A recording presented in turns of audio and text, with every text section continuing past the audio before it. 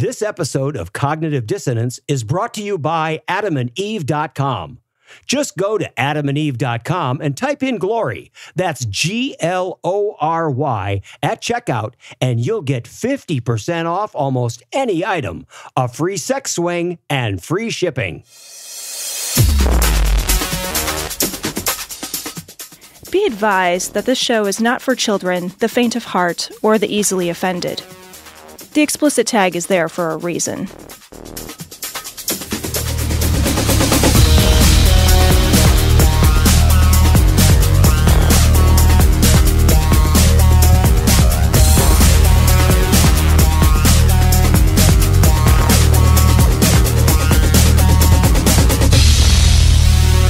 Recording live from Glory Hole Studios in Chicago, this is Cognitive Dissonance. Every episode we blast anyone who gets in our way. We bring critical thinking, skepticism, and irreverence to any topic that makes the news, makes it big, or makes us mad. It's skeptical, it's political, and there is no welcome mat. This is episode 459 of Cognitive Dissonance. See, so we've got a lot of recording we've got to have to do here in the next 3 or 4 days. We're taking a little bit of time off. Yeah. So if you guys are wondering, hey, why didn't the guys cover this story? That was a big story. It's because we haven't read it yet. Yeah. That's why we're basically recording to you from the past future. We read it at the time and we are saving it. No. What I'm going to do while we're off, Cecil, is I'm going to not read the news. I'm going to bury my head in the sand. Oh, how awesome would that be? Have you ever done that? Yeah. Have you ever taken a news break? The last time I went, when I did my trip across the country when I drove. Yeah.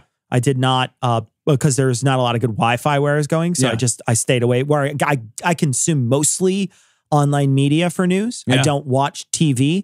And so we were watching local TV at night. And so it'd be like, they just opened a bank down the street. And you're just like, Jim Bob's having a sale. You look at my wife and I'm just like, that's adorable. They sell hats here. You know what's funny about that though is like, in many ways, that news is more relevant. Right? In many ways, it's like, here's this thing that happened in Venezuela. You're like, fuck, would you what do I do? Yeah. You know, like, or there's a like, shooting that happened. There's a new bank. You're like, well, I could go to that bank. Yeah, exactly. It's right down the street. It like, actually, it's like, well, that's useful information that I could act on. Right. Where instead it's like, Russia killed him. You're like, okay, what do I do? Yeah. Feel anxious. Well, that's what I started doing. I'll tell you, the mass shootings are just like that. There was that one guy who says bury it on the back page or whatever. And like, you know, all you got to do is just only have the local people report on it. And that's it. Never mention the person's name. There's value to that. Yeah. You know, there's value to that, to not turn that person into a celebrity and, you know, not mention it outside of where those people were killed. Yeah. Well, I took a news break when I was in Fiji because you can't not do that. Sure, yeah. That's it. Like, and it was so relaxing. And I don't dislike, like, I don't get a sense of like real specific anxiety, like day to day. Like, I read the news. Yeah, you don't get a panic attack or something. You know? From it. Yeah. But like, it just adds to like there's this weird stress that it adds to your life where it's like, things aren't going well in Venezuela. And you're like, well, I know that now. Yeah. Yeah. God damn it. You know, I don't know what to do about it. And it's what's interesting is my wife will put on Rachel Maddow to watch. And when that comes on, some nights I'm just not in. I don't want to see it. I just don't want to. Because every day there's a new scandal, every day there's new thing. And, you know, they spend most of their time talking about the Trump presidency, right? So like the Rachel Maddow show is essentially just talking about the Trump presidency. So guaranteed you're going to be frustrated. Right. Guaranteed there's going to be a moment during that broadcast that you're going to be frustrated. So why put yourself, sometimes it's tough to put yourself through. So I know when people say I'm fatigued by this, I understand where they come from. Sometimes I'm fatigued by it. I know that in the past, you and I talked about how sometimes we walk away from stories because they're so horrible. Right. And I know I've done that many times, but yeah, like sometimes you just get fatigued. You're like, God damn it, man. I read the news twice a day. I read it every morning. It's one of the first things I do is read the news. And then I'll read the news again. I use Flipboard, you know, so then I'll read the news again. Usually at some point in the late afternoon or early evening, depending on how the day goes. I'll go catch up on anything that I might have missed. And I enjoy doing that. Like, I feel like, okay, this is kind of, it's just part of my day. I like to know what's going on in the world. You want to plug in. Yeah, right. But I realize when I don't do it, how much I'm less like, I'm just calmer. Yeah, Like sure. it's easier. Sure. And I do wonder about that idea. Like I remember Neil Postman from a million years ago, how to watch TV news. And one of the things he said is like, like local news matters because it's like, there's a bank down the street. Yeah. I might go to that bank. And it's like, at some point, like this extension of the global, of the idea of global news. Sure. Like it's real hard to parse out what parts actually matter and what parts are just like, well, now my asshole's clenched. And I don't know what to do about that. I'm like, I fucking put carbon in there. I got a diamond out of it. You absolutely worry, though. I know I'm worried about the people in Venezuela. Like I am worried about them. Right. Like I'm worried about their well-being and what happens to them. I am worried about those people. I am too. I guess my point is like, my worry doesn't do anything. Right. You know and I recognize that too. There's a level at which like, how much do I need to know about the world suffering?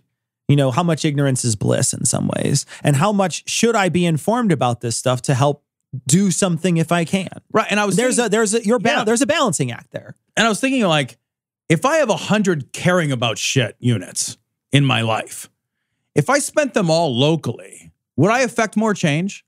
Because it's an interesting question. I don't know the answer to that, but it's interesting. But I wonder about that. Like, because would I care more about that guy down the street who doesn't have any money for his car payment? Sure. Or, you know what I mean? Maybe I'd give a shit more about things I could change instead of feeling helpless in general. Sure. And being like, it's all fucked. Yeah. So instead of giving to the Red Cross, you're giving to Modest Needs in a way. Yeah. You're giving and like, where do I put my attention? Yeah.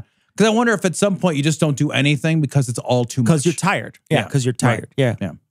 So let's get fucked up and talk about some world politics. You know what we should do is talk about world politics. The best way to transition away from that, Tom, is to talk about world politics. Well, but this one, here's the counter to that, is it helps you vote. Yeah, this one helps you vote. And, if Saudi Arabia does develop a nuclear program because we help them, those missiles will eventually be local. They will. So I think local news will be important. All atoms are local. Yeah. There's yet another Trump administration scandal brewing, and it's a doozy. This is from the Washington Post. So here we go. That the Trump administration is deeply, profoundly corrupt is not in question, but there are layers to that corruption that we have barely begun to explore. We're now learning of an absolutely shocking story that shows how so many people in Trump's orbit see his presidency as an opportunity for personal enrichment, and how that corruption may be, read here, is warping U.S. policy. Let's stop there for a second. This is, I think, politics in a nutshell today. I mean, it's hard not to look at politics across the board as corporations. I mean, even just talking about corporations, not just individuals, because they're talking about individuals here that are trying to enrich themselves. Some of these people are already billionaires, which doesn't make any sense to me at all. Yeah. That washes right over. I'm like, dude, you have so much money, you literally can't even spend it all, and you're still trying to make more money. We've talked about this, and I know that some of it is just scorekeeping. But like, if you're scorekeeping to the point of like, you're willing to burn the world, like you're willing to get your own score to be higher, because it cannot be about the actual It can't be money. about the money. It can't be about how much. You can't be like pulling out your receipts and that's the cock you're measuring against your friends. If you have $1,000 million, you have $1 billion, you have $1,000 million, that money makes money faster than any sane person could possibly dream of spending that money. You can't spend faster than your money makes money. What does that make? What does that make? That's 300. It's 300. Like, what is it? A $3 million a year or something like that? Or $4 million? At the weakest level, it's like $4 million a year. If you are an idiot, if you're just a completely incompetent human being and you invested $1 billion and oh my God, let's say you only got a 4%, a 2.5%. Okay, 2.5%. Okay. I mean, it's $25 million. It's even more than I thought. I was actually not. I was 1 0 off. Yeah, it's 25, I was an order of magnitude off. That's what I mean. You can't spend your money. $25 million. Like you're spending. If you spend $2 million a month, you'd still have gained $1 million. What do you buy for? And the thing is like what people don't understand is like, what else do you have to buy? Yeah, that's like the whole point. All right? I need is All I need is one of those months.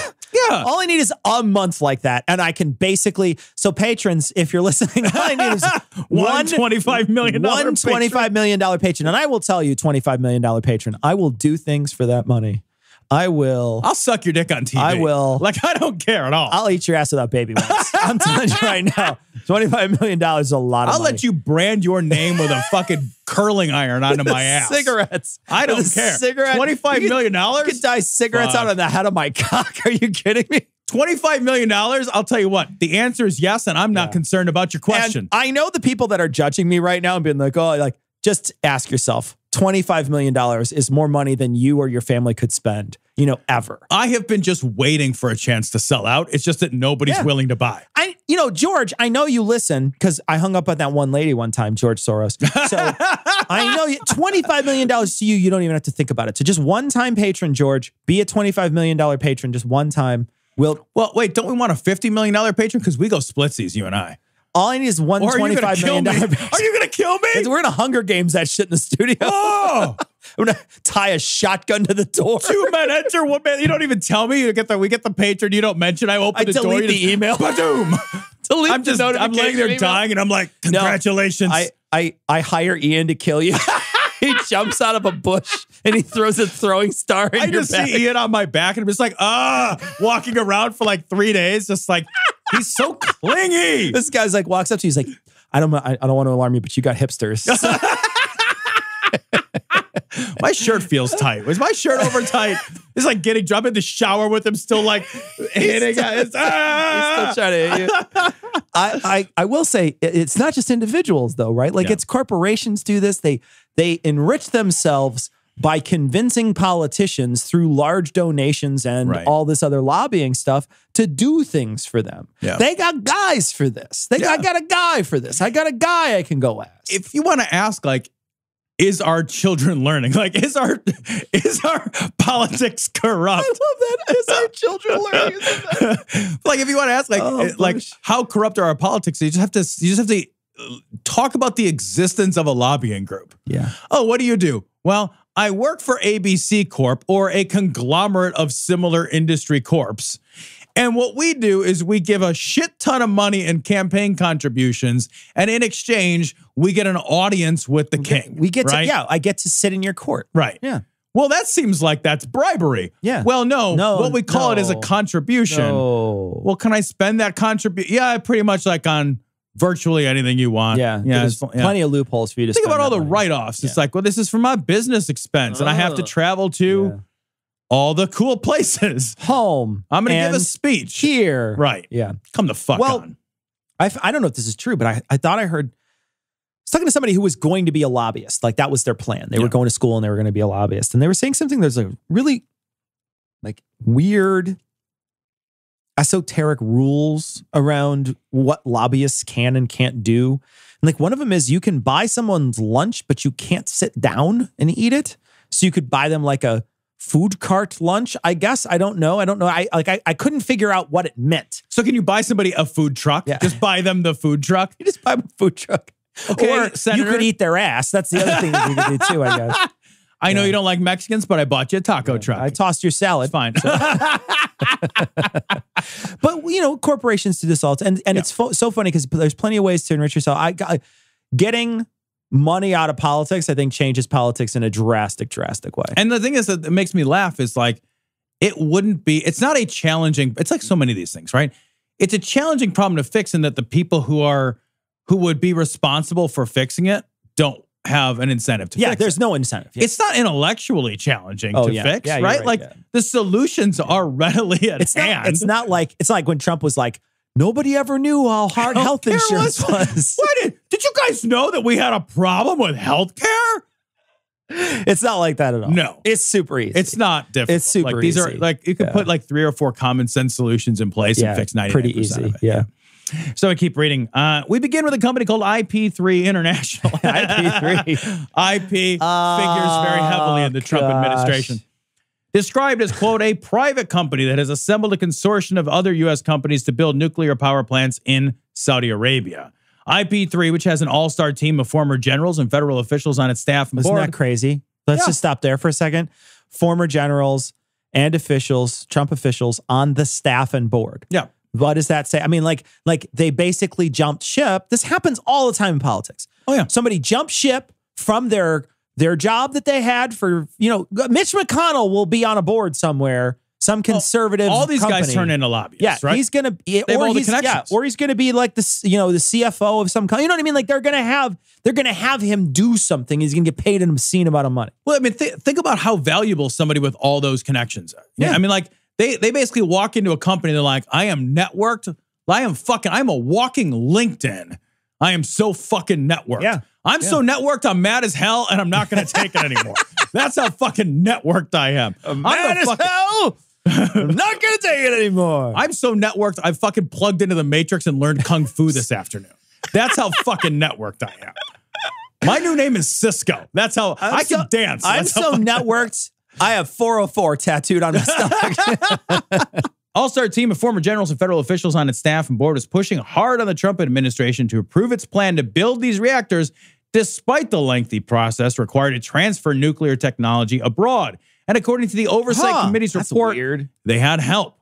Here's a piece from that Oversight Committee report. Quote, a key proponent of this nuclear effort was General Michael Flynn. Weird. That's weird.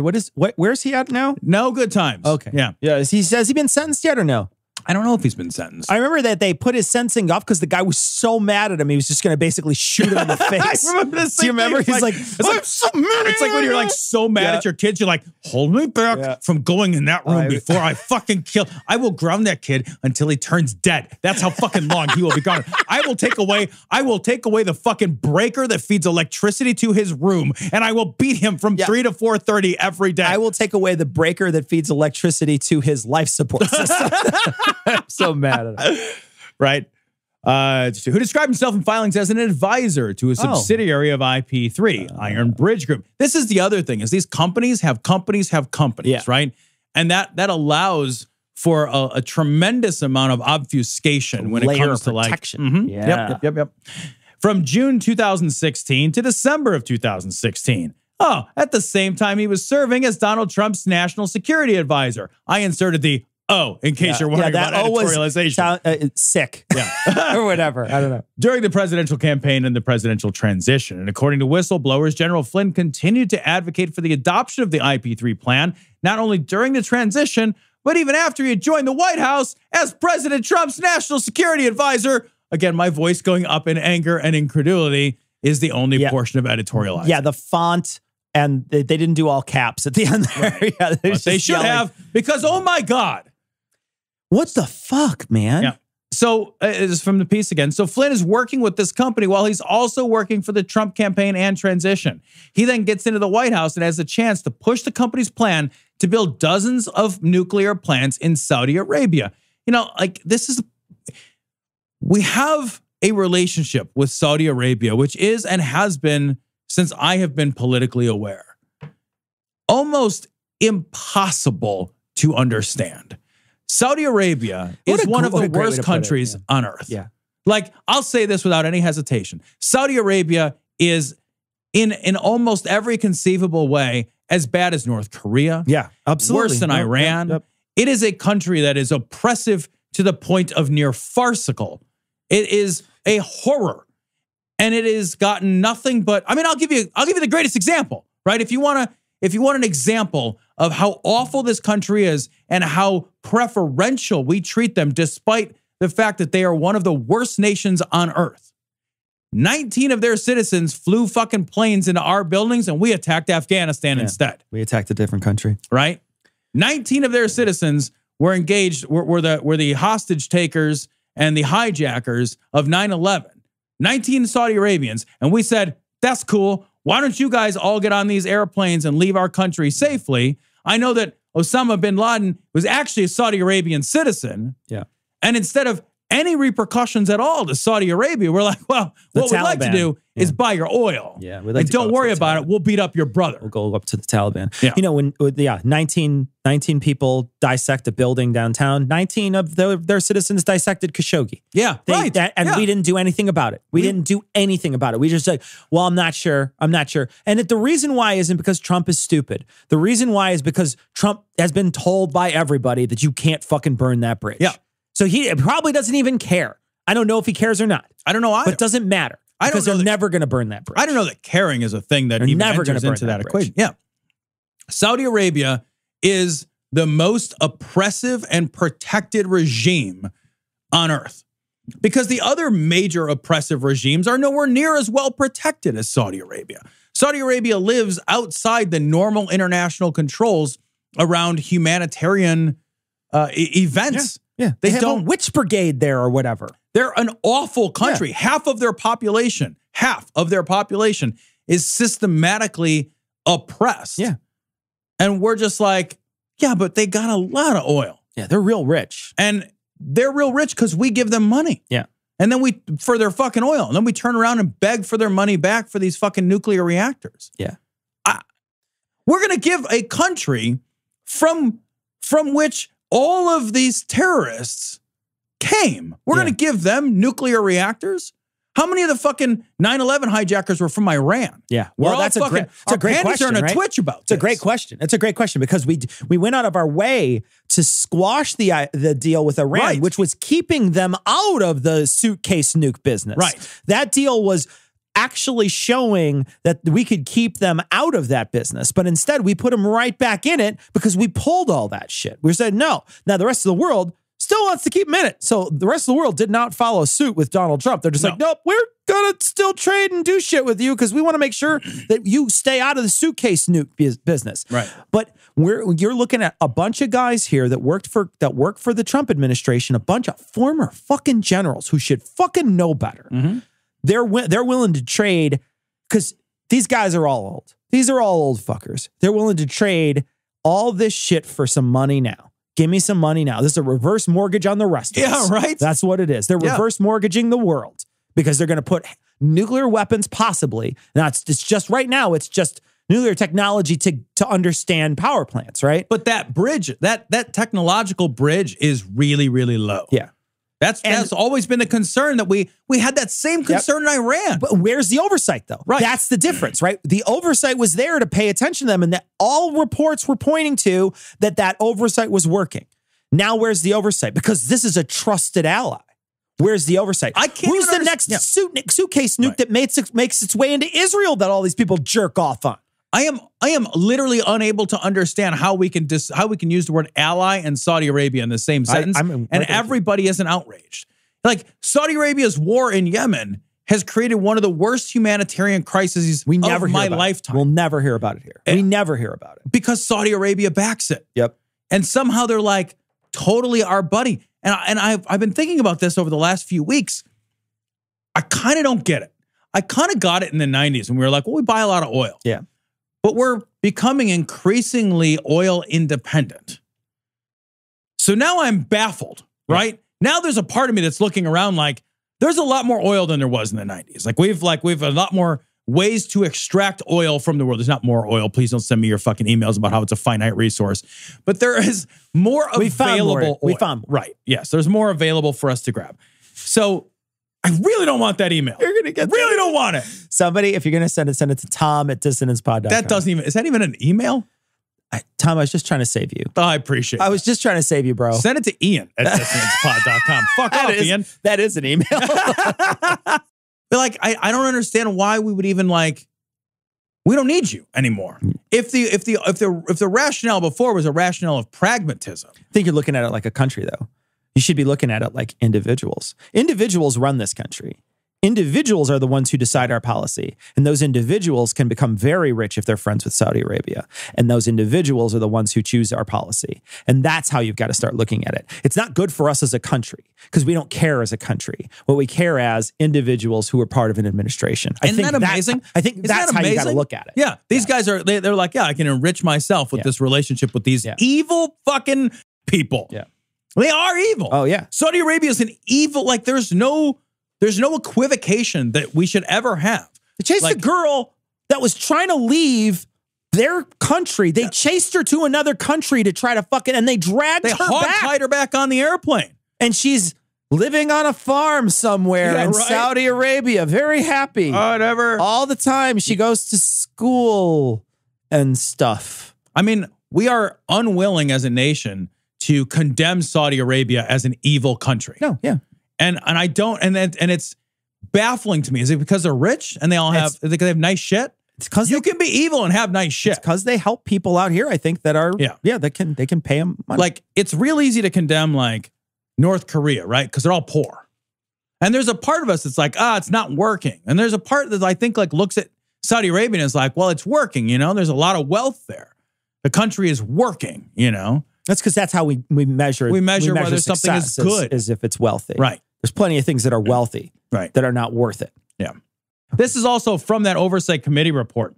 Career staff warned that any transfer of nuclear technology must comply with the Atomic Energy Act, that the United States and Saudi Arabia would need to reach a 1-2-3 agreement, and that these legal requirements could not be circumvented. Mr. Harvey reportedly ignored these warnings and insisted that the decision to transfer nuclear technology to Saudi Arabia had already been made. That ship is sailed, motherfucker. It's like, we should have some oversight. Yeah. Well, we should have. Do you remember? Is what you are meaning to say. Do you remember how many people got their panties in a bunch and blamed, what was it? They blamed Hillary for like uranium or whatever? Oh, yeah, because a falsely reported story about like, I gave away like 98% of our uranium. Do you remember how many people had their fucking panties in a bunch? Yeah. Where's all those fucking right-wingers talking about this? And it's because we don't look at Saudi Arabia as a state sponsor of terrorism. Right. Again, crazily, despite all of the hijackers and the mastermind of that hijacking being Saudi citizens. Yeah. Somehow we look at them as like, well, I mean, that's just a weird winky dinky. It's crazy. Yeah. I mean, anyway. Yeah, we don't look at those hijackers can come from anywhere. Yeah. Yeah. We look at them differently because we refuse to look at them. Yeah. Both career and political staff inside the White House reportedly agreed that Mr. Harvey's directive could violate the law. One senior political official stated that the proposal was, quote, not a business plan, but rather, quote, a scheme for these generals to make some money. That official stated, okay, we cannot do this. Yet, just days after the president's inauguration, IP3 officials sent documents directly to General Flynn for President Trump to approve, including a draft cabinet memo stating that the president had appointed Mr. Barack as a special representative to implement the plan and directing agencies to support Mr. Barack's efforts. Mr. Barack is the billionaire. This is where the billionaire enters the ring. So why was Barack, Trump's billionaire friend, involved? Well, he too was a big booster of IP3 and had himself explored buying a piece of Westinghouse, which makes nuclear reactors. Oh, so it's like insider trading. Meanwhile, inside the White House, there's apparently a small war going on with NSC staffers on one side and Harvey, assisted by the IP3 personnel with whom he was in contact, as well as the since-fired Flynn, on the other. The NSC staff kept reporting Harvey's actions to the council's legal advisor, who kept telling him that they were not to work on the IP3 plan since it circumvented the process for such projects and presented huge conflicts of interest for some of the officials involved.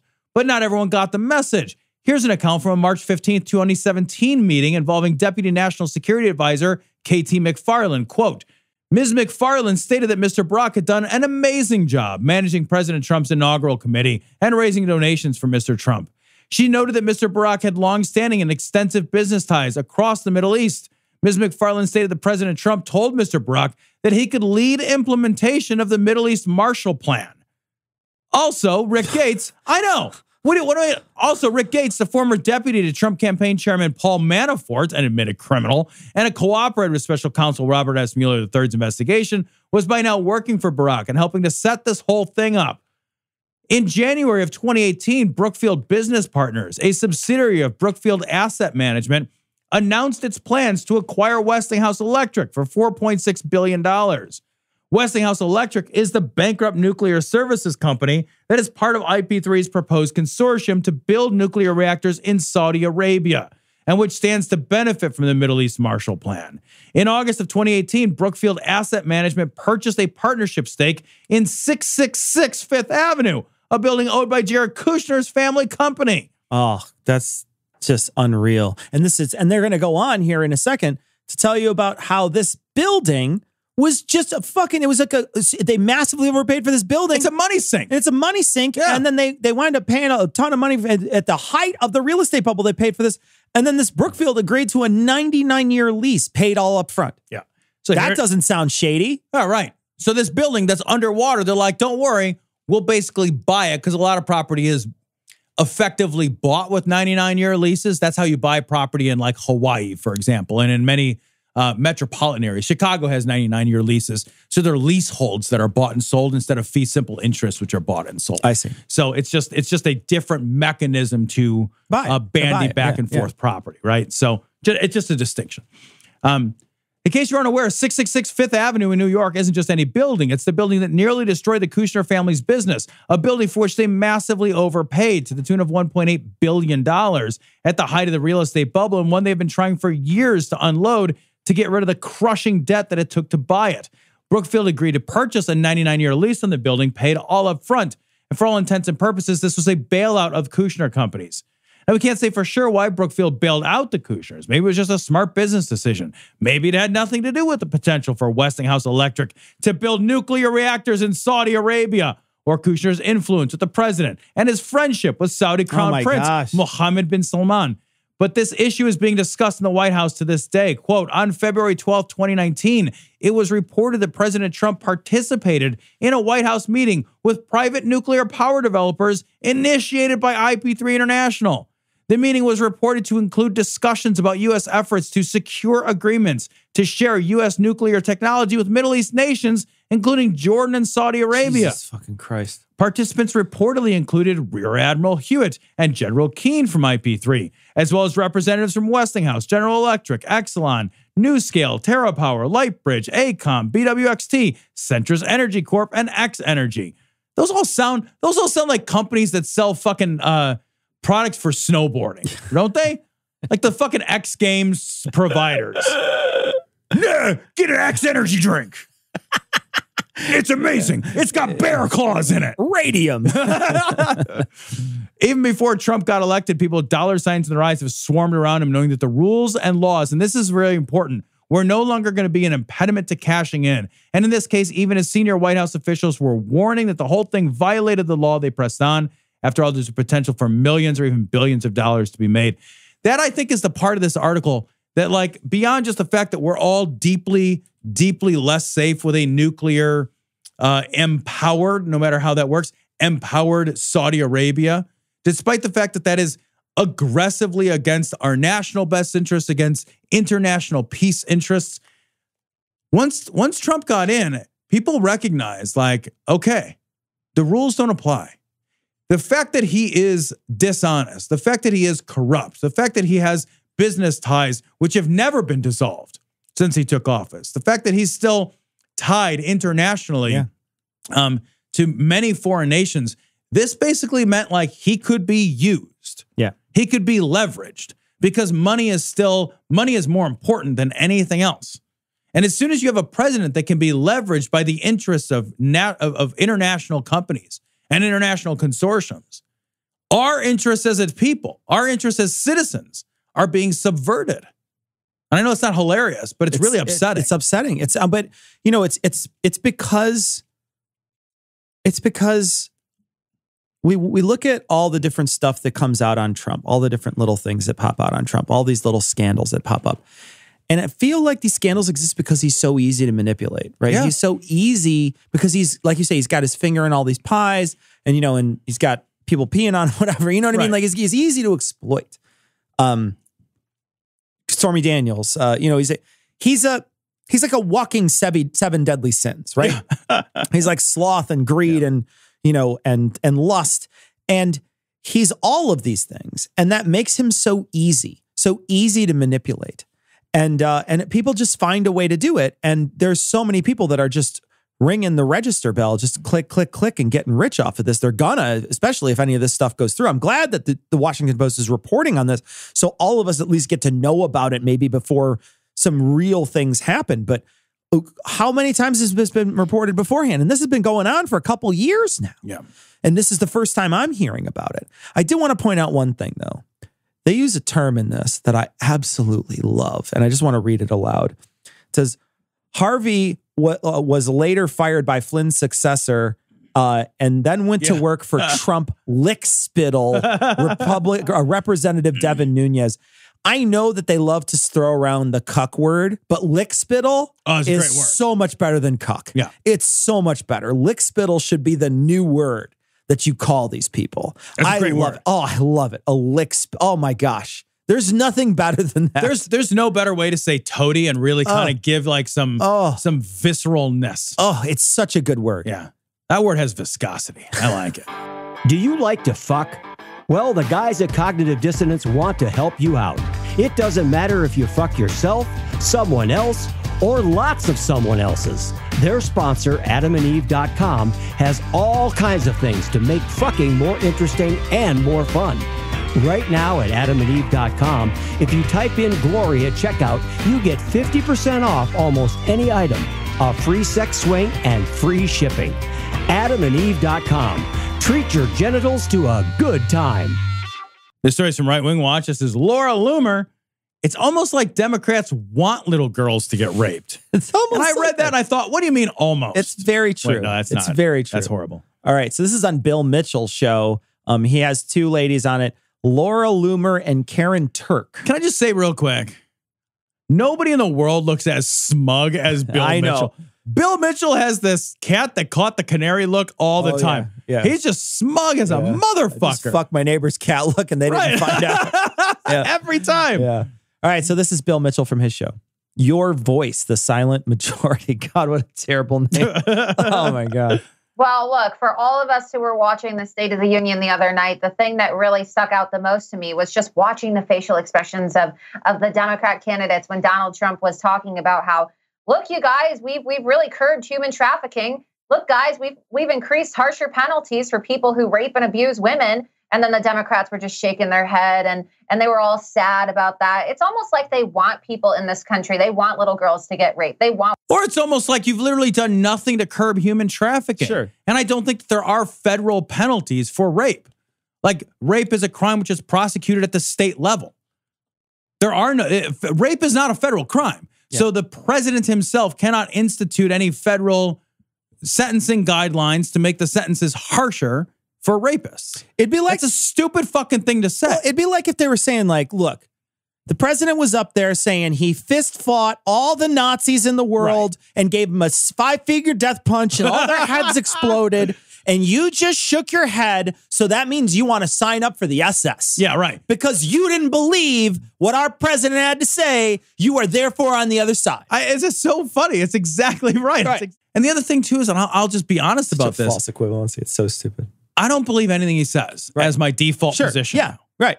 Like, the man could come out and say there's no benefit of the doubt that Trump has from me any longer. I saw this thing the other, like he's always getting fact checked, right? And there was like 7,000 untrue or misleading statements. Yeah, that doesn't surprise me. And I was like, I can't.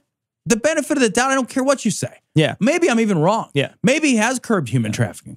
I wouldn't stand up and clap. Because it's not because I'm pro-human trafficking. It's because no part of me believes that while he fucking strokes his dick in front of everybody about all this great shit that he's done, no part of me believes that he did any of it. Yeah. So you roll your eyes. Yeah. I'm just like they did. Yeah. Everybody shrugs and it's like, okay, great story. Cool story, bro. Yeah, I'm sure you fucked that girl at Niagara Falls. I know. It's really fucking great. Yeah, tell me in detail how you touched her tits and they felt like a bag of sand. Amazing. Let me smell your fingers. Yeah. Want women to be sexually abused. They want people to die from fentanyl overdoses. They want dangerous MS-13 animals. And yes, I said animals because they are animals, you know? Yeah, you can. Well, here's the thing, man. People that are criminals, that are awful criminals, that do evil shit, you can call them animals. But what you don't want to do is lump all immigrants in that group and say they're animals. Right. Because there are a few people from MS-13 that came through. That's what you don't want to do, but you're too fucking stupid to realize that you think that somebody on this side doesn't think that those people are bad. That's what you're equating it to. You're saying, oh, well, clearly the Democrats don't think the MS-13 is bad. No, you're just framing the argument like a fucking idiot. I love it. It's like, well, I held out example after example. It's like, yeah, there's 320 million people here. Yep. So, if you brought 13 out, it still doesn't actually mean anything. Like, when we don't look at things with perspective, you don't look at things. Yes. Yeah. It's not meaningful to look at individual cases unless individual cases are representative of larger truths. Yeah. But like, we don't do that because we're dumb people. Like, we're dumb people that are like, every anecdote means that happened every time. Yeah. Like, no. Yeah, the plural of anecdotes is not evidence. Yes. Yeah. Right. they want these people to commit crimes in this country. And it really is sick and it really is twisted. Yeah, sure. Yeah, that's exactly what we want. Do you think they believe that there's a group of people that's like, I actually don't care. Like, even as a person in the world who either is a woman or loves somebody who's a woman, like, I don't care if people get raped. I have a worldview that's like, yeah, whatever. Sometimes some people get raped. Whatever. Nobody thinks just get raped. No, like, nobody but rapists think that. Well, it's like I'm absolutely right there with you. I don't know whether they believe it or not. I think that they tend to do. I think they tend to believe it, though. I think there's a perfect example of the last, like that one tweet that came out when they showed when they were talking about late term abortion, which doesn't happen or happens so infrequently or happens only when there's some really real major danger to the mother. It happens at those times. And they posted the image of those women sitting down. The reason they're sitting down is because they all know it doesn't happen at the regularity in which you're claiming. They all know that it's not a child, that it's going to be massively deformed, or that the woman's going to be in grave danger. And so that's why they're not standing up applauding for this stuff, because you're basically saying you chased the bears out of the kitchen. Yeah, exactly. Good for you. Do you get the text messages that like, we'll send you to a link for Trump's performance? They're the funniest thing ever. No. Like, from the Trump campaign, right? And then the Trump campaign like sends out like regular questionnaires. And the questions are always phrased in the like, I would stop beating your wife stuff. Yeah, like, so when did you stop beating your wife? Like they're always like, do you approve of Trump's, performance in fixing the economy? And it's like, well, he hasn't fixed the economy. What am I supposed to say though? Yeah. Like, if you say no, it's like, well, I don't approve of fixing the economy. Right? That's always phrased in this like gotcha sort of manner. Yeah. It's like I would not stand up and applaud you lying to me. Right. Like, who would stand up and be like, well, you got me on that lie. Yeah. Well phrased. Yeah. Oh, you got me in a rhetorical trap. Right. And now that changes the facts on the ground because I'm an idiot. Right. Like, and you have to wonder what the interest is or what the benefit is for these Democrats in the end, for them to support such barbaric things, for them to be against the president, even when he's making this country safer for these women. Not demonstrably at all. There's no evidence to prove that at all. You just said it. It's not true because you said it. And they were talking about the statistics. It's not just Hispanic individuals who are coming over the border. Which we hate, by the way. We hate. We dislike them so much that we want to mention it right now. It's not just them. It's not just these bad people that are also Hispanic. But it's not just but they are the only ones that we are declaring a national emergency and building a great big wall to fix, right? Yeah, it's only those. So it's not I'm not just worried about Hispanics, but I'm mostly going to stop the problem as it relates directly to Hispanics. Yeah. Right? Yeah. It's the other majority of illegal immigration, which occurs not at the southern border, but is an overstay of illegally offered visa. But never mind. Let's fix the minority issue, but let's not pay attention to any of those people from China or other European countries that overstay their visa all the time. Let's not talk about that at all. Why are you saying those out loud? Illegally, right? Secretary Nielsen had statistics provided to Speaker of the House Nancy Pelosi about ISIS infiltration, Islamic terrorist infiltration across our border. Border Patrol agents are finding prayer rugs and Qurans in the border and terrorist materials. The fuck is a terrorist material? Fucking 747? Like, what is a terrorist material? Like Jihad magazine. Oh. Like, is there a centerfold in Jihad magazine? It's just is it like this month's suicide vest? It's like you turn the page and like the burqa's like lifted like a quarter of an inch. Like down at the bottom, like you can say, oh my God, I can see her eyelash. You turn it over and you think it's a ghost. You're just like, oh no, it's this Jihad magazine, not Halloween magazine. The nice thing is they only have to take one picture and just keep using it every time. It's like, it's a new model. Totally new. This is a different person, I promise. They just look over, they're like, hey, Bill, go get in the sheet. Yeah. They're gonna take another picture. They just put it on a mannequin. Yeah, exactly. You can throw it on Gary. How would you know? We should get a burqa for Gary.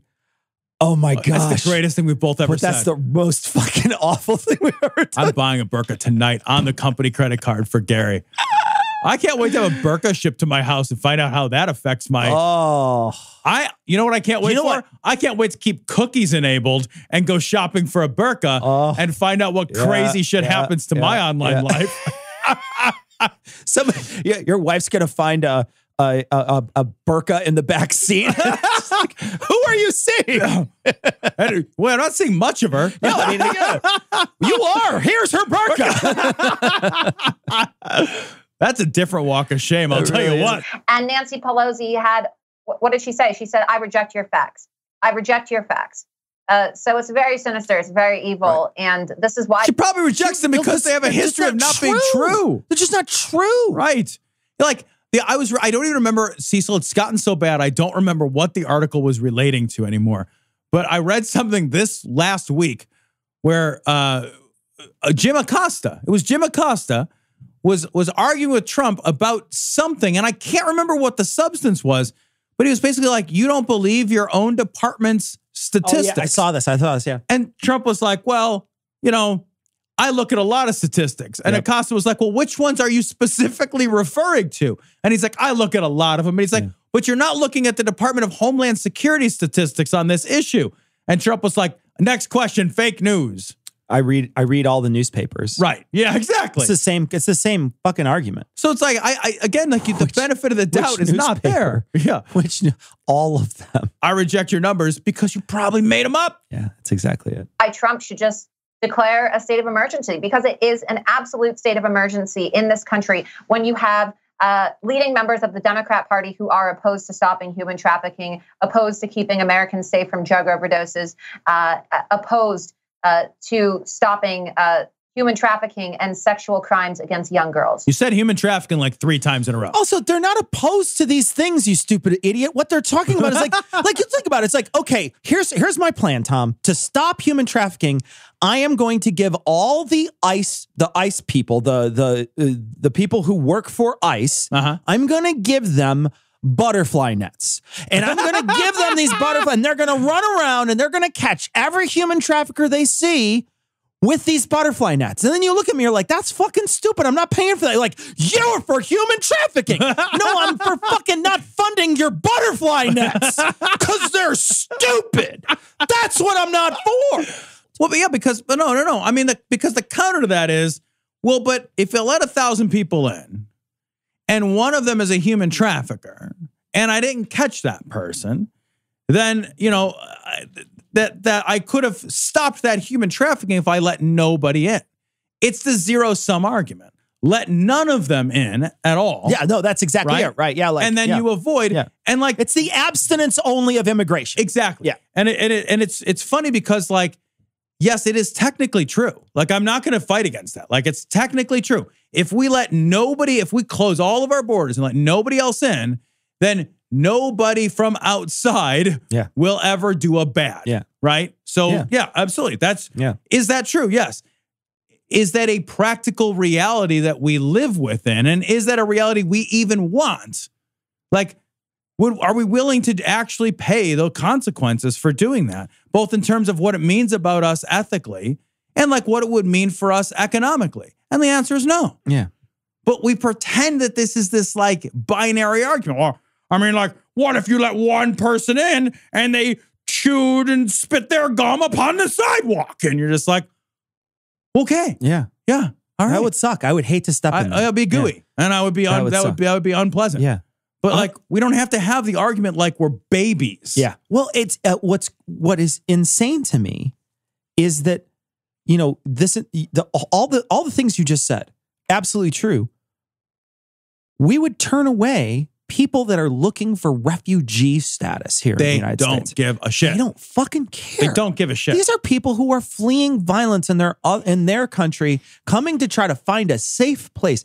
Give us your tired, your poor, your huddled masses. None of that's true. It's not true. What we want to do is we want to go over to fucking Ellis Island and flip it like a fucking table. Yeah. That's what we want to do. We want to say no more. Nobody comes in anymore. Well, I mean, like, we really should change our motto to I got mine, fuck off. Or we really should change our motto to feel free to overstay your visa from Europe. Yeah. That's what we really should change our motto to. Yeah. From Western Europe. I mean, let's not get crazy. Europe. Right. Let's not get crazy.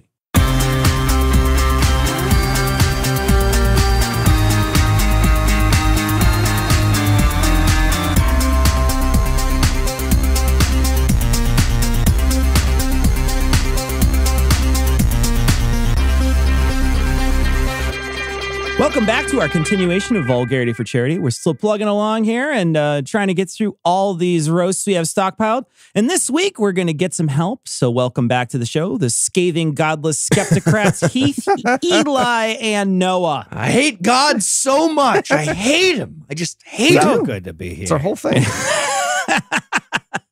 All right, well, let's jump in, gentlemen. We got a couple people who wanted self-roasts, poor bastards. Eli, take the first one. Roast Jerry for Jerry. Oh, okay, great. I get the 74-year-old lifelong atheist with the 50-year marriage who happens to be a retired elementary school teacher. Didn't you have a war hero for me to roast, or maybe a puppy? Well, I mean, here's the picture. Here's the picture. Oh, never mind. Sorry. Jerry, I don't know if you went to the beach in a Spartan helmet or if that's your face. Either way, I need you to even the red out, buddy. Like, tell people you're dressed as the Kool-Aid man or have a heart attack, whatever you need to do. You look like the avatar of every father who just found out his kid is gay. Like, you appear next to him and they're like, what? All right, I'm going to roast Hastings for Hastings. You look like one of those guys that rides around one of those miniature cars with the red hat, molests kids. I don't know what those people are called. Pedophiles, I think they're. Anyway, I guess those younger chicks like it when you refer to yourself in the third person. Really work for Bob Dole there, Hastings. Good for you. Noah, Bob Dole. roast Kevin from the Non-Profits podcast. Right. Kevin, who I totally remember meeting. He's on the Non-Profits podcast, which is, by the way, one of the top 7 most popular atheist podcasts produced by the atheist community of Austin. So congratulations for that. Kevin is 1/3 of their regular co-host, but 7/8 of their regular forehead. So he really pulls more than his weight. I'm sorry, dude. You look like one of those novelty aliens from the 90s who's trying to hide among us using nothing but a Ron Weasley costume and some spray beard. Heath, buddy, your turn. Roast Adam. All right. Adam. Wow. Okay. This is rough. Adam looks like he's cosplaying a cosplayer on a day off. Like he bought a costume that also came with his mom's basement as a place to live and an oversized Star Wars t-shirt with pre-installed undermoob sweat. Like that was part of it. They spray you as you're walking out. Tom, remember Sarah who applied to be our assistant? Remember how nice she was, Tom? Well, yeah. She wants to get roasted. So I don't know why you want this. I don't know either. Okay. All right. Hey, Sarah, you didn't get the job. I get it. You're out there in the world and you're trying to make a go of it, but nobody wants you. Nobody. And here's the thing. Rejection is always personal because at the end of the day, it's always you that everyone is saying no to. And while there will be some people who will tell you a bunch of stupid bullshit to try to assuage your fears, they are each and every single time saying no to you personally. That's your no. There's not some idea of you, not some picture of you. It's you. And it's because you're not good enough. Sarah, I'm actually going to hire you now. Sarah, I'm going to hire you now. I'm going to figure out something for Sarah to do. Okay. Sarah, gets call paid me. not to fucking right. sue us. That's what Sarah gets paid for. Sarah gets paid not to play that audio at a council meeting someday. Shift gears here. Let's hit a few politicians. Noah, give us a roast of Rick Scott for Roger.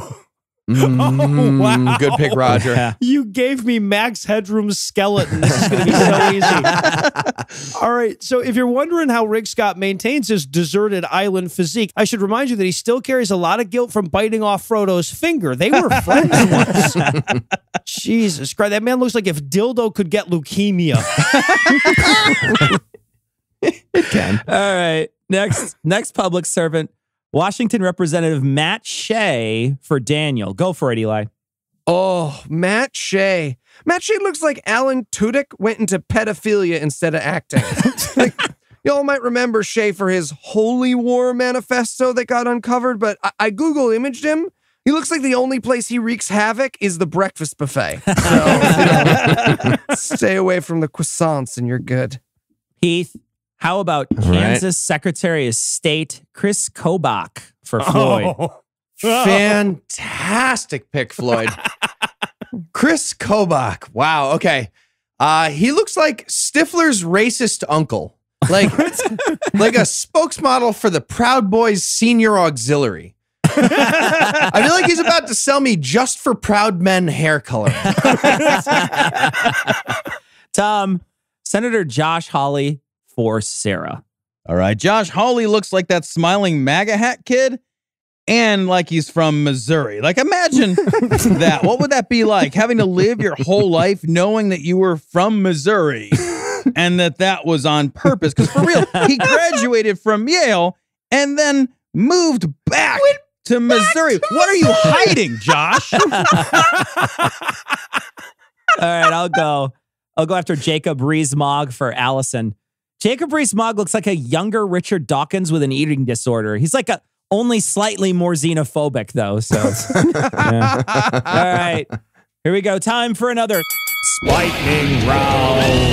Oh, boomy voice. It's time for our sweet and sour roasts. Each name will be preceded by a sweet or a sour, and the sweet roast will be I call sour backhanded compliments and softball roast for people who actually like the roasty, and sours, well, you go in guns blazing. Let's start this out right with a sour roast for Tom, Danny's dad's wife, Karen.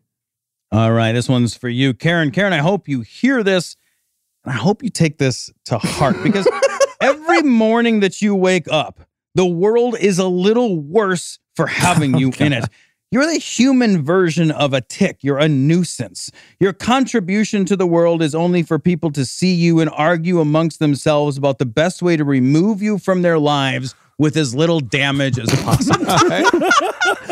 With tweezers. You get removed from lives with tweezers. Suck it, Karen. A sweet one for Steven, his friend Drew. Eli, have at it. Okay, a sweet one. The way that Drew distracts everyone with his sweet body is distracting and dangerous. He's a menace. Took me 45 minutes and 3 faps to write these 2 sentences. 4 faps. All right, let's shift a little. We're gonna get a little sour. Heath, this one is for Mike, and it's roasting his mom, who uses the N-word to describe all the Mexicans that she hates. What? Lovely. Wait. Lovely. Okay, Mike's mom looks...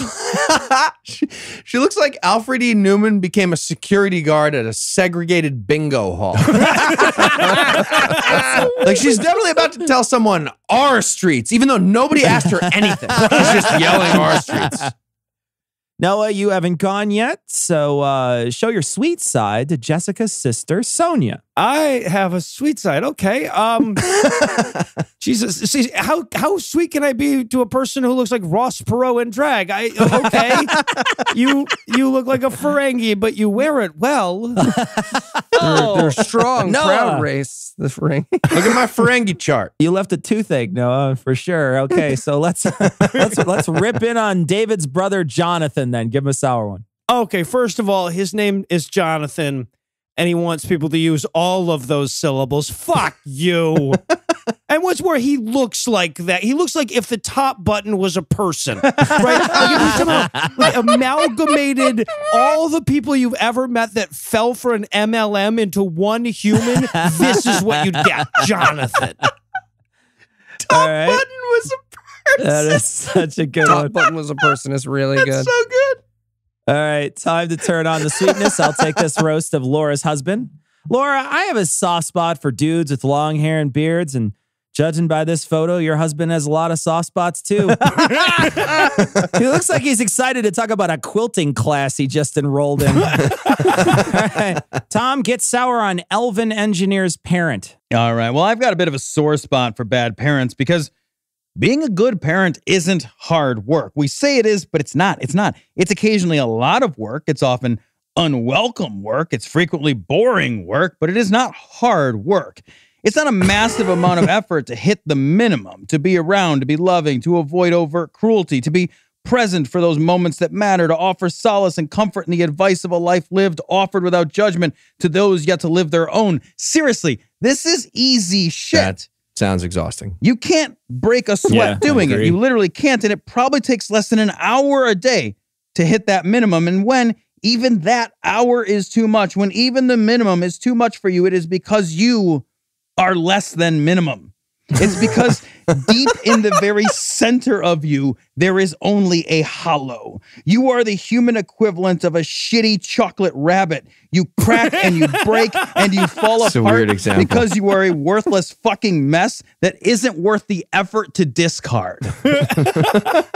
You want to take a second, Heath? You want to take a minute? Go. I don't think there are bad versions of chocolate rabbits. I think that's just dumb. Just for Hard agree. name and stuff. Eli, one of each, a sour one for William's ex-wife and a sweet one for Aaron's dad. Okay. Well, William's ex-wife abandoned her kids, so what can you say that her kids won't whisper into her open coffin at her funeral? But I'll try. Let's see. Her hair seems as surprised at what a bitch she is as everyone else. Okay, and then I need a sweet one for Aaron's dad, who is a Fox News watching Trump supporter who loves her very much. So, your jack boots look great on you. I bet you wouldn't pull the lever on the gas chamber until everyone was ready. Okay, real one. She paid the money. Hey, Aaron's dad, you raised an awesome daughter who, if you ask real nice when you die, will lie to the future about who you voted for. So, All right, a nice, sweet one for Joshua's libertarian friend, Kurt. Heath, you're up. What? Oh, Yeah, I be nice called to a sour. libertarian. No, I called you can't sour. call- You can't. Fuck. I have to be do that. nice during this roast. Is that what Yes. you're saying? to a libertarian. Nice-ish. Nice-ish. Motherfuck. Okay. Okay. Kurt looks like he's got plenty of arm mobility thanks to his amazing work removing the sleeves from all his shirts. So that's good. Or at least he would have all that arm mobility if it weren't for the 10 copies of Atlas Shrugged that he stores in his jowls. It's going to hinder the arm motion. This is hard to be nice to Kurt. You look like you were a pretty good bassist in 1983. I quit the honesty roast. I don't like it. All right, I'm going to do a sweet one here for Sarah's dad, JP. With that camouflage shirt, Aryan Brotherhood suspenders, white hair, and mustache, all you need is a fake beard, and your chubby ass could easily play Santa at the white nationalist Christmas party. If the line at a post office was a person, it'd be you. That's excellent. Oh, it's poetry. Right. Let's finish with one of each. Tom, Judith wants a sweet one for her brother and a sour one for her coworker, Cheryl. All right. Judith's brother is the kind of guy everyone wants to be around, but then hates themselves a little the whole time because looking at him just feels like the rest of us are made exclusively of flaws and imperfections and the scars of our poor life choices, which we all are. So that's fair. And Cheryl, if you worked for me, I'd call you in sick the day we all learned what to do in an active shooter situation, and then immediately fire the most unstable person in your department just to masturbate to the security footage of you cowering under your desk. Jesus Christ. Today I learned that Tom gets to call other people in sick at his job. Okay, Noah, Heath, and Eli, I'm sure you can decide which of you wants this next roast more. Joseph wants someone to insult the makers of God Friended Me. Oh, me. Please proceed, Eli. Great. God Friended Me is like No, Mr. I Robot. go first. Absolutely not. No. If you're not No. going to read the script, then I'm going to steal your jokes, motherfucker. I am going. God Friended Me is Mr. Robot, written by people who can't pass the Turing test. My joke. Turing test. That was also my joke. I did not have comedy shenanigans written in, so I wrote a roast. God Friended Me is a bad show. Take it away, Cecil. Without further ado, this one's for Noah. There is no love lost for Michael's coworker, Carol. Noah, go for it. Yeah, no, she's a racist, homophobic, transphobic Catholic that offers to pray with her atheist coworkers and told a trans coworker that trans people don't exist. Whatever will I roast? Okay. Hey, Carol, stop overtly funding child rape cover-ups for a second so we can reinflate your face and then explain that no, despite the fact that you openly wished for it to a random group of people in your place of employment, there is no pill that can fix the gays, but there is a pill that can fix you. I gotta be honest, it doesn't even matter what's in it as long as it's significantly larger than your trachea. And in terms of physical appearance, you look like somebody ignored the old Chinese guy's warnings and fed Dr. Ruth after midnight after all.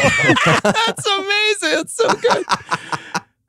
Heath, here's a challenge for you. Roast Stephen Fry for the apostate Paul. Oh, I love Stephen Fry. All right. Me too. That's why it's hard. All right. Stephen Fry looks like James McAvoy overdosed on understatement. Come on, just let the full fucking joke out. We get it. You're so subtle. You're so extreme. Blah, blah, blah. Just have an emotion. Fuck. It's like James McAvoy's face is trying to reject itself as a transplant. All right, I'm going to do the penultimate roast of Jennifer's old science teacher. It looks like Conan O'Brien's abusive dad. Oh, no. It looks like he mastered his entire branch of study and shoved that branch straight up his own ass. You look like a human I told you so. And finally tonight, Eli, Sarah wants you to roast Nathan Choi. And I personally think this might call for Marky Mark. So use your judgment. Oh, boy. I mean, what can I fucking say that the voters of Washington State I haven't already fucking said? I mean, this is the worst beating I've ever seen a Chinese guy take, and that's saying something. But, like, don't fucking worry, Nathan, all right? There's always redemption, or maybe a rap album thing about it. I don't know. Figure it out. All right, everybody. This does not wrap up our Vulgarity for Charity roast, so we haven't got to you yet. Don't worry. Stay tuned. In the next few weeks, we will. All right, gents. Thanks for joining us, guys. Thank you, guys. Thanks for having us. Donate faster next time. Slow assholes. I don't understand why we have to build a ray gun to aim at a planet I never even heard of. Don't blame me. I voted for Kodos. Go! This is from CBS News. Representative Matt Gaetz, not sure, apologizes, deletes tweets seen by some as a warning to Michael Cohen ahead of hearing. Here's who this is seen as a warning to. Anyone that reads it. Right? Let me read this tweet. How blind do you have to be like, this may or may not be a warning? Look, I didn't intend for this to be a threat. Yeah. It's just threatening in tone and context and nature. It just checks off three of the three boxes. Not sure. Yeah. Short of saying, listen, bitch, gonna stab you. Yeah, right. Yeah. Thursday. Exactly. At 4. Exactly. So here's the tweet. Hey, at Michael Cohen 212. I hate America. I hate the world we live in. We're reading more tweets. Do your wife and father-in-law know about your girlfriends? Maybe tonight would be a good time for that chat. I wonder if she'll remain faithful when you're in prison. She's about to learn a lot. Trey Class A for a duly appointed representative of the United States Congress. I just got to say. Yeah, but it's Florida, though. That's actually, that makes perfectly. Sense. It makes sense. When you put it like that, right? I mean, that really contextualizes. You just kind of expect it, right? Yeah. Like, when it comes from Florida. From America's drippy, infected dong of a state. Expect. You know, could you imagine saying this to anybody and them not construing it as a threat? Where you say, I have this piece of information that and it's not even a threat anymore because you're clearly letting the cat out of the bag, right? Yeah. So it's not really a threat. Yeah. What it is it's repercussions for what you're doing. Well, and I do think it is definitely it's immediate repercussions, but then I think implied in there too is like, what else?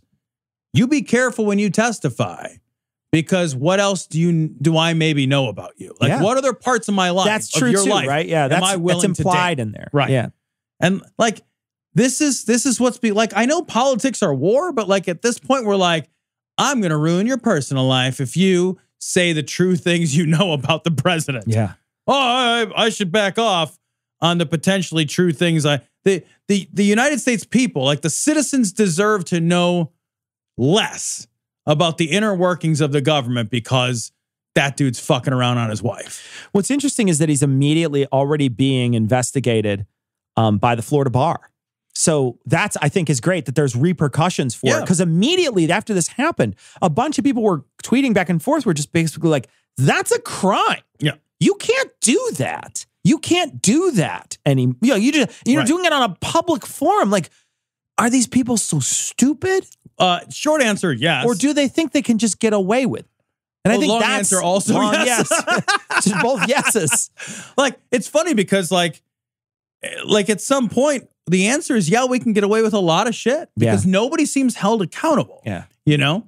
I think it would be great if Michael Cohen's wife was like, we had an arrangement. Yeah. Everyone's making a big fuss out of this, but like, I knew. Yeah. Like, we're cool. Yeah. That's our jam. Yeah. Or we worked it out. Yeah. Personally, we worked it out. Yeah. Okay, it's none of your business. It was never any of your business. Yeah. Yeah, you know what? I knew about that. And despite what damage it may have done to my household, fuck you for dragging me into it and my kids into it. Yeah, right. You know, like what a fucking mean, shitty thing to do to be like, you know what I'm going to do? Yeah. I'm going to hurt your kids. You know what? I'm going to publicly shame your fucking family. That's it, right?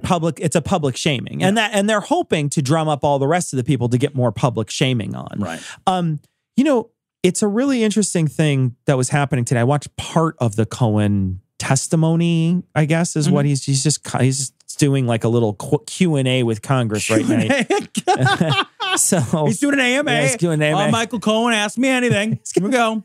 Ask me almost anything. Don't ask me about my other projects. But anyway, don't ask me about my business. Yeah, that's exactly it, right? We got this, but he's up there talking, and this guy is grilling him. I want to say his name's Jordan or Roland or something. I forget. He's a representative, Republican, who's grilling him. Jordan, I think his last name is.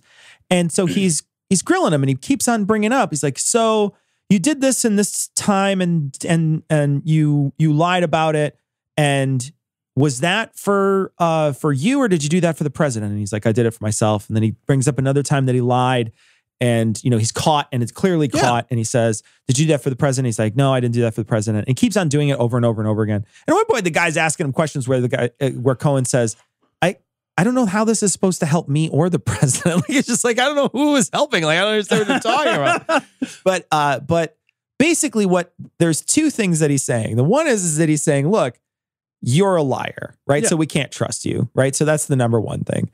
And when he's saying that, what I think to myself is I say, your president is the most demonstrable liar we've ever seen take office.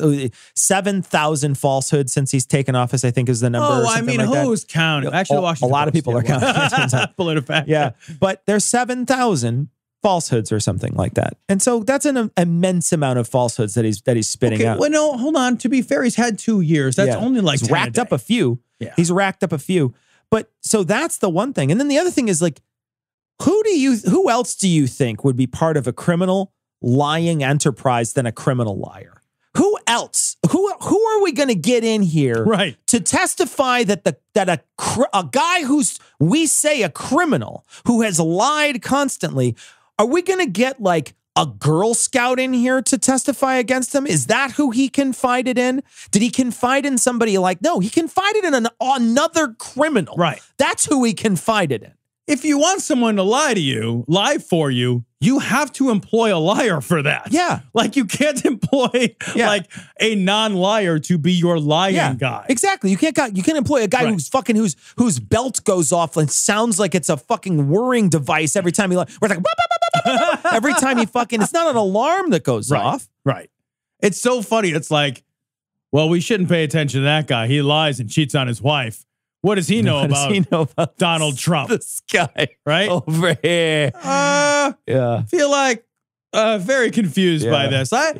With a straight face and everything. Yeah. This is one of those times. Although, God, I was fucking watching a little bit of coverage on this. Yeah. And I was like, this guy's got no friends left in the world, right? Right. And sometimes these guys will get called up in front of some oversight committee, and there's some side that's kind of like Brett Kavanaugh with the Republicans. Yeah. You know? Oh, yeah. They brought in. Side is like, we like beer. They brought in the lady to serve him sandwiches in between. You know, it's just like, no problem. Why don't you rough her up a little between sessions? Well, a lot of times there's like one side of the aisle that's at least a little more friendly to you. Yeah, right. This guy's getting fucking a train run on him so hard. Oh, I know. Everybody that gets up there, they're fucking ruining this guy. The Democrats are like, look, man, you helped put the worst president America's ever seen in charge. Yeah. We are going to fucking ruin you now. Yeah. And the Republicans are like, you're a traitor to the cause. Yeah. We need to discredit you now. Yeah. Everybody, he can't go anywhere without being, he might be one of the most hated men in America. And right now he's just chummed the water in a piranha versus shark fight. I know. He's just like, oh no, I'm kind of fucked right now. Oh my God. I want to go back in the cage. Oh, the cage does nothing. The cage does nothing.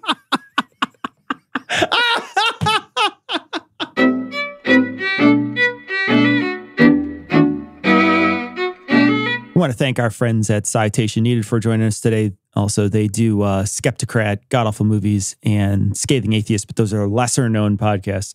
But thank you so much to Noah, Eli, and Heath for joining us today. And you can check this week's show notes for all their projects. So we're not going to do email this time because we're recording this show a little early. We are trying to bank some shows so that we can have a short break. But we will get to your email and your patronage. We'll mention that next time.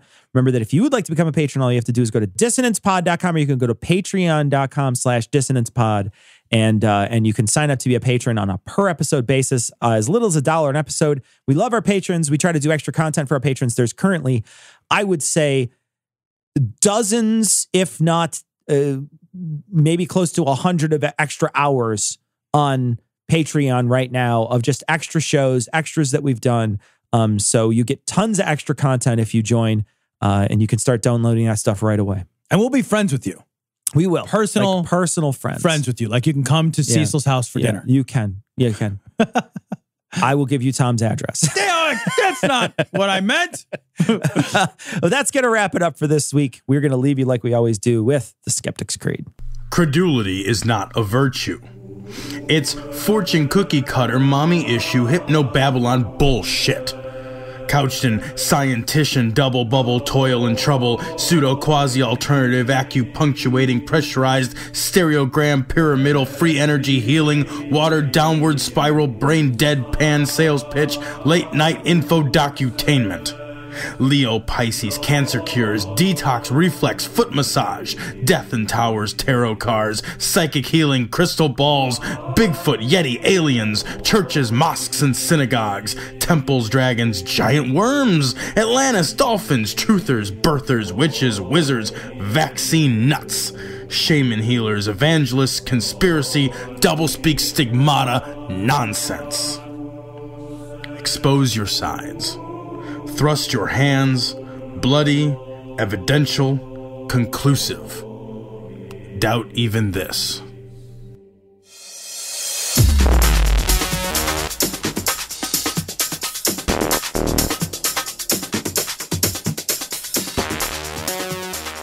The opinions and information provided on this podcast are intended for entertainment purposes only. All opinions are solely that of Glory Hole Studios, LLC. Cognitive Dissonance makes no representations as to accuracy, completeness, currentness, suitability, or validity of any information, and will not be liable for any errors, damages, or butthurt arising from consumption. All information is provided on an as-is basis. No refunds. Produced in association with the local Dairy Council and viewers like you.